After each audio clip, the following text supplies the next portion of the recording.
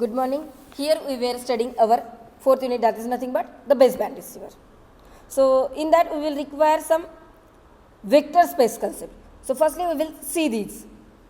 If there is any vector, we can represent that like summation I equal to 1 to n vi e I bar. If there is inner product, we are supposed to do or the dot product of two vectors. How we can do? If there is like v1 bar dot v2 bar, we are supposed to do dot product. So we can do summation I equal to 1 to n v1 I dot v2 I. Like that. If there are these vectors are orthogonal. If we are having the two vectors and these are orthogonal, we can take its inner product or the dot product will be equal to 0. So you can take v1 bar dot v2 bar equal to 0. And we can say the set of m vectors will be orthogonal. When? If you will get their inner product vi bar dot vj bar equal to 0 for all values of I and j. But here if you see, 1 will be less than equal to I and j will be less than equal to m. But I is not equal to j. These are the conditions you will require for the orthogonal. If we are supposed to calculate magnitude of vector, how we can calculate? We can take its modulus. So modulus of v bar. How we will get? In bracket you can write v bar dot v bar raised to 1 by 2. So that is nothing but you will get the same v bar. We can write as it is. So here we can write that as we are saying if there is any vector, we can write summation. So here we are supposed to write v bar का square हमें लिखना है. How we can write? We can take that in the square root, so that will become v bar.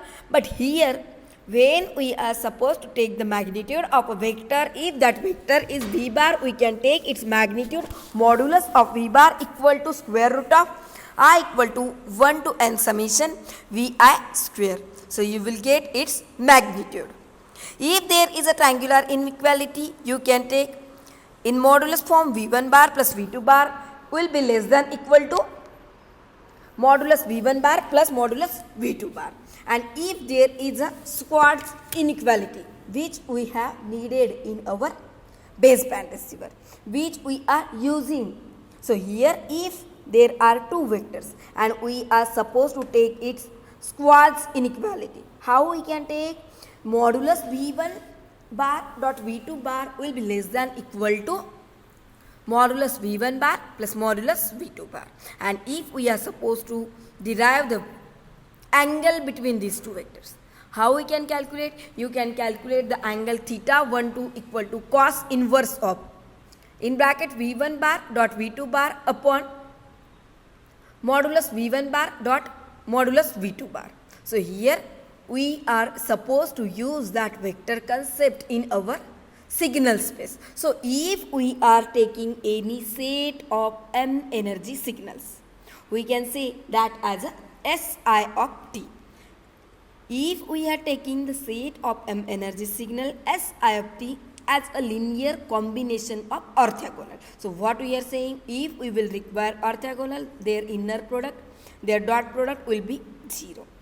So here we can say in signal space concept, any set of m energy signal as a linear combination of n orthogonal basis functions. And here we are taking n value will be less than equal to m. At that time you will get energy signal. The real value of energy signal you will get in the form of scalar coefficient and the orthogonal basis functions. So here you will get Si of t equal to summation j equal to 1 to n Sij, that is the scalar coefficient, into phi j of t, which is the orthogonal basis functions. Here we are supposed to take t value in between 0 to capital T and I value will be 1 2 up to m. So if we are calculating these coefficients, how we can calculate the coefficient of expansion? That is nothing but we are supposed to calculate here scalar coefficient. So you will get Si of j equal to integration 0 to t Si of t phi j of t dt, where I value will be 1, 2 up to m, j value will be 1, 2 up to n will be less than equal to m. So here we can say we will get the coefficient of expansion like Sij equal to, and you will get the real valued basis functions. That is nothing but we are taking orthogonal basis function. So here you can take 0 to t integration phi I of t phi j of t dt equal to del ij. That value of real valued basis function will be equal to 1 if I equal to j, and if I is not equal to j, you will get the value for real valued basis function will be 0. So here what we are saying about the inner product, there is an inner product of two complex value. How we can take? If we are taking s1 of t and s2 of t, you will get integration a to b s1 of t and complex conjugate of the second signal. So you can take integration a to b s1 of t dot s2 by s2 star of t. It means what? Complex conjugate of s2 of t dt. So here we can say inner product equal to 0 if these two signals are orthogonal. So here according to that we can take its magnitude. Modulus s of t equal to integration a to b s of t dot complex conjugate of s of t dt. So here you will get that. Here you will get its magnitude or the length of that signal. Modulus s of t equal to integration s of t square. So here we can take its signal like that. So here we can say if we are using the signal processing applications, you will require decision making. So here if we are taking any electronic signal processing system like communication, image processing, we will require the detection of event. So we can gather more information. So here when we are supposed to use statistical theory to decide which event has occurred, we can say that as a decision theory or a detection theory. So here when we are making the decision, at that time decision is to be made in the presence of noise and the distortion which is caused by a channel. So if we are taking one example, we can see if we are taking radar, how we can say we have to determine the presence of target aircraft. If we are considering one example how we are supposed to make decision in the presence of noise. So in radar we have to determine the presence or absence of target aircraft. So if we are transmitting the signal, it will encoded by target if present, otherwise there will be no echo. So the task of radar is to decide whether the signal is only noise or it is noise mixed with the target present with the echo. So we can say if target is detected, and further task can be estimation of a speech range which comes under the decision or the estimation theory. So the decision making in these cases between two events only. So we can take any example of the detection over a multiple cases. So here if we are supposed to calculate its triangular equality, its angle, Schwarz inequality for two signals, we can calculate. If we are talking about the triangular inequality, how we will get? You will get modulus of s1 of t plus s2 of t, that will be less than equal to different, means you are supposed to take separate this modulus, say modulus of s1 of t plus modulus of s2 of t. If we will talk about the Schwarz inequality, which we will need it here, if there is a like two samples, two signals s1 of t and s2 of t, we can say according to the Schwarz inequality you will get mathematically integration infinite to infinite s1 of t dot s2 of t dt square, that will be less than equal to integration minus infinite to infinite s1 square t dt integration minus infinite to infinite s2 square t dt, and you will get the angle between those two signals s1 of t and s2 of t. How will you get? You will get cos theta. So you can take cos theta equal to integration minus infinite to infinite s1 of t dot s2 of t dt upon square root of minus integration to integration s1 of t dt into square root of integration minus infinite to infinite s2 of t dt. So here if we are taking the set of coefficients, that we can be viewed as a n dimensional vector, and if we are pairing one-to-one relationship with the transmitted signal, you will get synthesizer and the analyzer. So here we can see about the synthesizer, which will be used for generating the signal Si of t, and analyzer, which will be used for generating the set of signal vector S of j. So here we can take each signal in the set Si of t is completely determined by the vector of its coefficients. So if we are saying here we are supposed to represent signal geometrically in the signal space representation, we can say at the transmitter, message source generates the m symbols for duration t seconds, and the symbols are, we can take m1, m2 up to mm. So if we are taking the binary source, there will be two symbols, which one? 0 and 1. So here we can say the transmitter will produces the vector of its coefficients, and you will get that as Si equal to, in matrix you are supposed to write in column Si1, Si2 up to Sin, where I value will be 1, 2 up to m, and n value will be less than equal to m. So here we can say if we are sending the transmitting the signal vector Si can be extended to 2-dimensional, 3-dimensional, n-dimensional Euclidean space. It will provide the mathematical basis for geometric representation of a signal that is used in the noise analysis, and it will allow us the definition of how we are supposed to calculate its length. It means what? Magnitude, length of vector, or we can say the magnitude or the absolute value. We can calculate angle between vector, we can calculate squared value. It means what? The inner product of Si with itself. So we can say if we are sending the data, at that time energy of signal we can take as, how we can take? You can take E of I equal to, you can take E of I equal to Si raised to t into Si. That is nothing but transposition matrix into Si.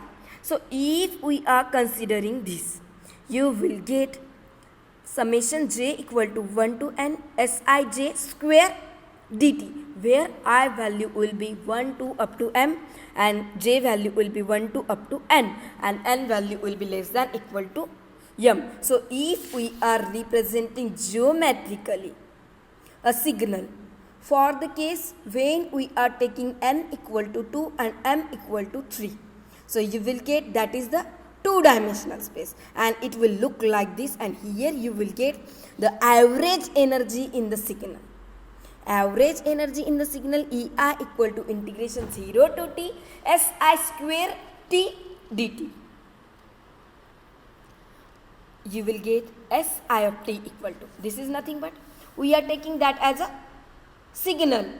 So here we can say when we are sending that data, we are representing a signal over a space representation. At that time channel will assume two characteristics.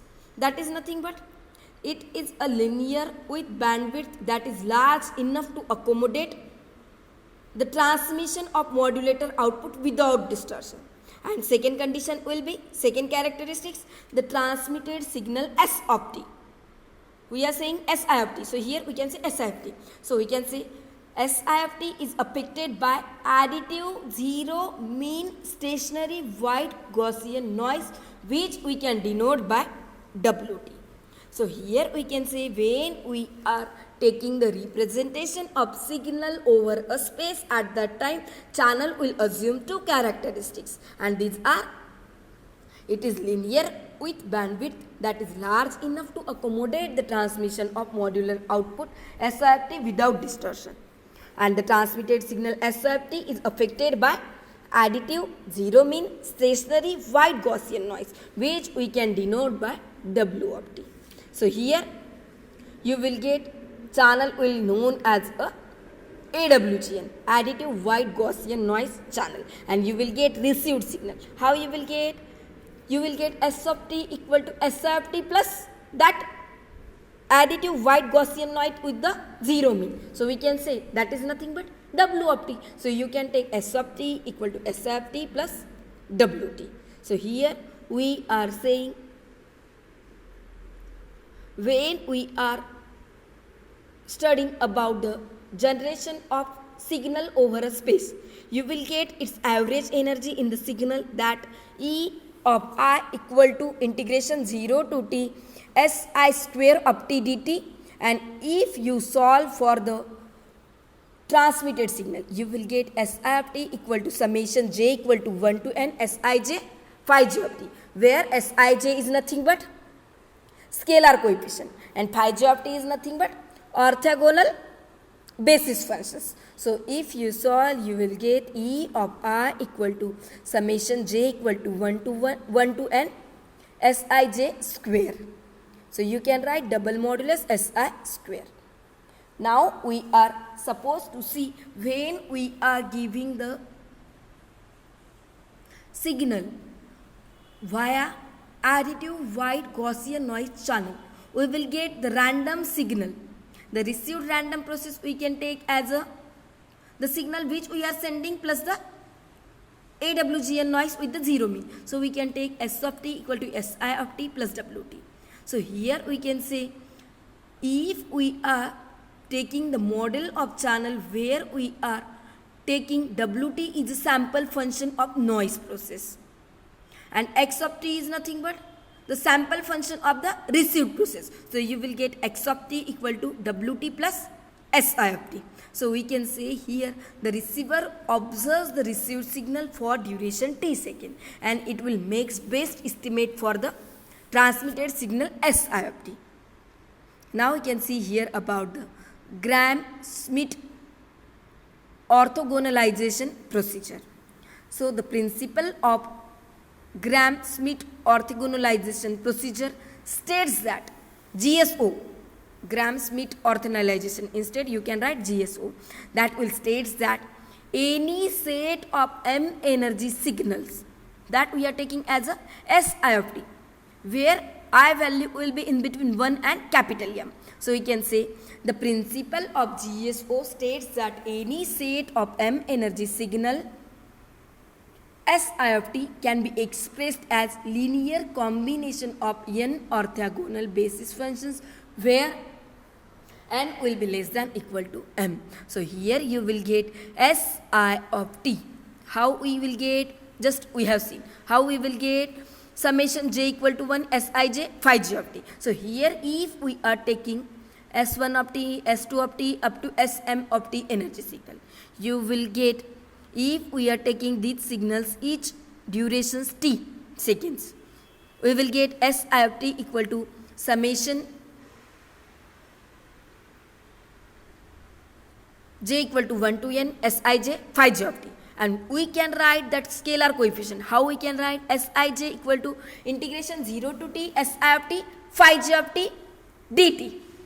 So here we can say phi j of t is the basis function, Si of t is the scalar function. So if we are calculating the first basis functions, if we are calculating the first basis function which is starting with the S1, you will get phi 1 of t equal to S1 of t upon square root of E1. You can rearrange that equation and you can write in S1 of t equal to. If we are taking the second, if we are saying S2 define the coefficient S21, at that time you will get S2 of 1 equal to 0 to t integration S2 of t phi 1 of t dt, because what we are taking that is the product of scalar coefficient and the orthogonal basis function. So here we will get intermediate functions, that is we are taking as orthogonal to phi 1 of t. So here you will get intermediate functions g2 of t equal to s2 of t minus s21 phi 1 of t. So here we can say in the second basis functions we will get phi 2 of t equal to g2 of t upon square root of integration 0 to 2 g2 square of t dt. So here we can say you will get the intermediate functions which will be orthogonal to a phi 1 of t. So in general we will get g I of t equal to s I of t minus summation j equal to 1 to I minus 1 sij phi j of t. And if we are calculating these coefficients, you will get sij equal to 0 to t integration si of t phi j of t dt.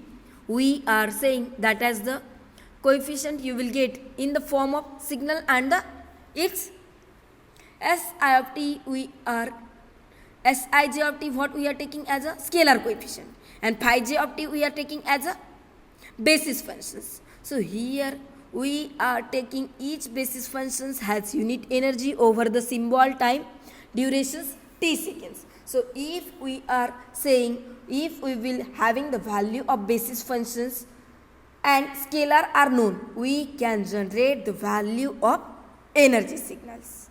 So here we have seen about the Gram-Schmidt orthogonalization procedure. Remaining we will see in the next class.